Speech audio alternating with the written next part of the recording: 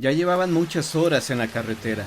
Nunca antes habían tardado tanto tiempo en llegar a Veracruz, y los cuatro amigos se sentían molestos y cansados. Para colmo, el clima había cambiado súbitamente.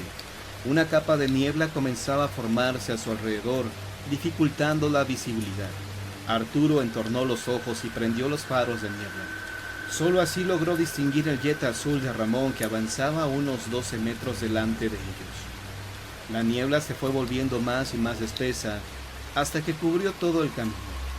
Pasado un rato ya no fue posible distinguir al Jetta, cuyas luces intermitentes la habían servido de guía. Arturo avanzó todavía unos metros más, sin saber si aún seguía sobre la carretera o si se había salido.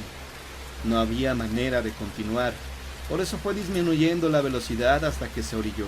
Esperó unos 20 minutos con la esperanza de que el entorno se disipara, pero eso no ocurrió. Los cristales comenzaron a empañarse y afuera, diminutas gotas de rocío humedecieron el cristal. Arturo miró el reloj del tablero, las 5:30, y activó los limpiaparabrisas. El sonido de estos, sumados a la música del estéreo, era lo único que se escuchaba en aquel extraño momento. Los cuatro amigos estaban en silencio. Todos miraban aquella cortina blanca que lo cubría todo. De pronto, Arturo comenzó a ver cómo se disipaba la niebla. Incluso alcanzó a ver alrededor manchas color pardo que seguramente eran casas. Encendió las luces del auto. En efecto, se encontraban en un pueblo. Arturo no dijo nada, pero el lugar le parecía bastante raro. Nunca en todas sus excursiones a Veracruz había pasado por ahí. Decidieron avanzar en busca de alguien que les indicara cómo regresar a la carretera. El auto comenzó a tambalearse por la calle empedrada. Afuera, la neblina ya había cedido casi completamente, y pudieron ver con claridad las casas, cuyas puertas y ventanas estaban cerradas, sin señales de gente. Así, una tras otra, no había nada abierto. Tampoco vieron a nadie en la calle. El lugar parecía desierto. Arturo siguió manejando durante un buen rato. Luis, el copiloto, comenzó a inquietarse. No importa hacia dónde dirigiera el auto Arturo, siempre terminaban en el mismo punto, la plaza central del pueblo. Esta era como la que se puede encontrar en casi cualquier población.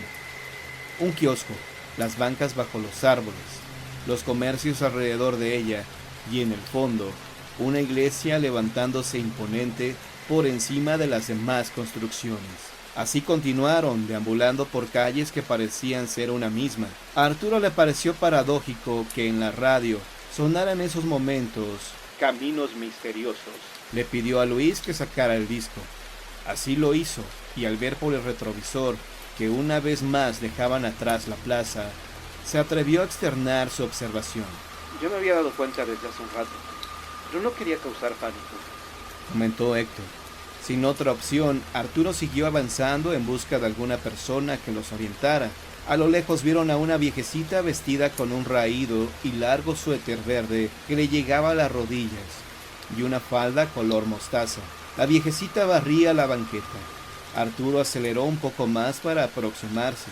Sin embargo, a pesar de que la anciana se encontraba a tan solo unos metros, no podían acercarse a ella por más que avanzara el automóvil. Arturo tragó saliva y dijo que eso no estaba bien. Con movimientos bruscos metió reversa y dijo que trataría de encontrar la calle por la que habían entrado. Circularon durante largo rato sin hallar el final del pueblo. Para entonces el sol ya se había ocultado y las tinieblas de la noche se apoderaban del pueblo cubriéndolo de sombras inquietantes. Andrés dijo que aquello era un pueblo fantasma. Sus palabras encontraron eco en sus amigos, quienes habían pensado lo mismo. El miedo hizo que Arturo frenara de golpe. Las manos le sudaban sobre el volante. ¿Y si tocamos en alguna casa? Se le ocurrió decir a Luis. Quizá en estos momentos se celebra alguna fiesta religiosa en el pueblo. Por eso no hay nadie en la calle. Todos opinaron que aquello era una idea sensata, aunque en el fondo pensaban que ahí ocurría algo demasiado extraño. Los cuatro salieron del coche para ir a tocar puertas. Se separaron en parejas. Después de unos minutos se encontraron frente a las puertas de la iglesia. Ninguno había averiguado nada. Siento que la gente de aquí está como recluida, porque las casas no me parecen deshabitadas. Dijo Héctor. Andrés se mordía los labios y restregaba en el pantalón sus manos empapadas de sudor. A alguien se le ocurrió ir a buscar al sacerdote de la iglesia. Se dirigieron hacia el templo y al llegar frente al portón, tocaron. Pero nadie respondió. Solo se escuchaba el rechinar de la madera y el sonido hueco de los propios golpes contra la puerta. De pronto, un viento helado comenzó a recorrer la plaza. Los cuatro miraron hacia el kiosco. El viento ululaba como si tuviera vida propia.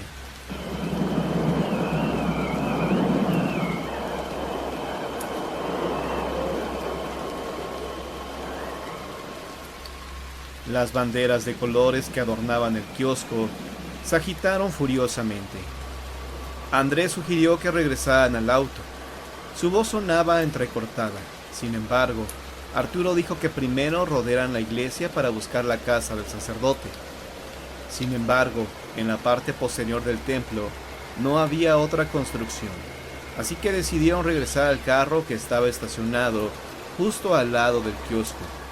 Cuando estuvieron en el interior, a Arturo se le ocurrió que no tenían más opción que quedarse a pasar la noche en el automóvil.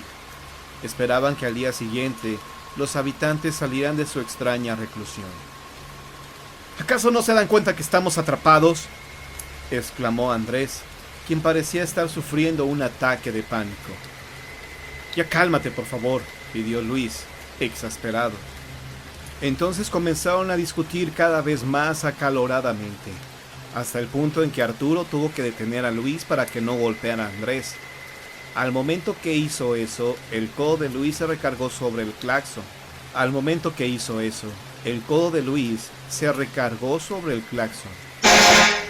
Un sonido agudo salió de las bocinas espantando a las palomas que dormían bajo el tejado del kiosco. Los cuatro se quedaron inmóviles, contemplando el vuelo de las aves hacia la iglesia. Comenzó entonces a sentirse un frío helado, y tras este se escuchó un cántico en latín. Héctor limpió con la manga de su chamarra el vidrio trasero del auto. Entonces vieron a numerosos monjes que venían en procesión. Vestían un hábito color café y llevaban la cabeza cubierta con capucha. Todos caminaban lentamente hacia la iglesia, sosteniendo entre sus manos cirios encendidos. En ese momento las campanas de la iglesia comenzaron a repicar, como cuando se llama a misa. Las puertas, que hacía unos momentos estaban cerradas, se abrieron de par en par. La procesión de monjes pasó al lado del auto, y los jóvenes salieron para ver de qué se trataba. Una vez afuera, trataron de abordar a uno de esos monjes. El espanto se apoderó de ellos. Bajo la capucha se hallaba el rostro desfigurado de algo que no era hombre. Sus ojos, absolutamente negros y perdidos, contrastaban con el color rojizo de una piel carcomida. Bajo las mangas del hábito, pudieron advertir que los que sostenían el cirio no eran manos, sino garras negras y monstruosas. Los pies tampoco eran de humanos, sino de lobo. Miraron al resto de los monjes, percibiendo que todos tenían el mismo aspecto. Cantaban al unísono, y estaban tan absortos en su letanía que ninguno reparó en la presencia de los muchachos, quienes se encontraban atónitos contemplando aquel horrorífico espectáculo. De la iglesia salió un monje idéntico a los demás, solo que era más alto y corpulento. A diferencia de los otros, este sí se fijó en los cuatro amigos, clavó su mirada en ellos. Sus ojos eran profundos e inquietantes. Sin más, les dirigió una sonrisa amenazante que permitía ver unos enormes colmillos. Después entró en la iglesia. La procesión lo siguió. Las puertas se cerraron y las campanas dejaron de tocar. El pueblo quedó envuelto en un silencio sepulcral, sin decir nada. Envueltos en la más honda desesperación, abordaron el auto con la esperanza de hallar la salida.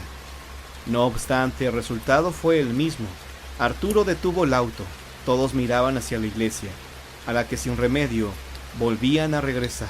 ¿Qué abominable ritual se estaba celebrando ahí? ¿A qué maléfica raza pertenecían los seres que habían entrado en ese lugar? ¿De dónde venían? Ninguna de estas preguntas parecía tener respuesta. Sin embargo, cada uno de los jóvenes especulaba para sus adentros. Las posibilidades que pasaban por su mente los llenaban de espanto. Poco a poco y sin sentir, un extraño sopor los envolvió y los fue venciendo hasta dejarlos profundamente dormidos. La música en el estéreo del automóvil y los limpiaparabrisas eran los únicos sonidos que se escuchaban en el auto. Afuera, una densa neblina envolvía el paisaje. Arturo despertó horrorizado y vio a Luis, quien se encontraba inmóvil y con la mirada perdida. Atrás Andrés y Héctor despertaron de súbito. Ambos lanzaron un gemido lastimero. El carro se encontraba nuevamente en la carretera y frente a ellos, las luces intermitentes del jet azul de Ramón les deslumbraron los ojos. Arturo miró nerviosamente el reloj en el tablero, las 5:30.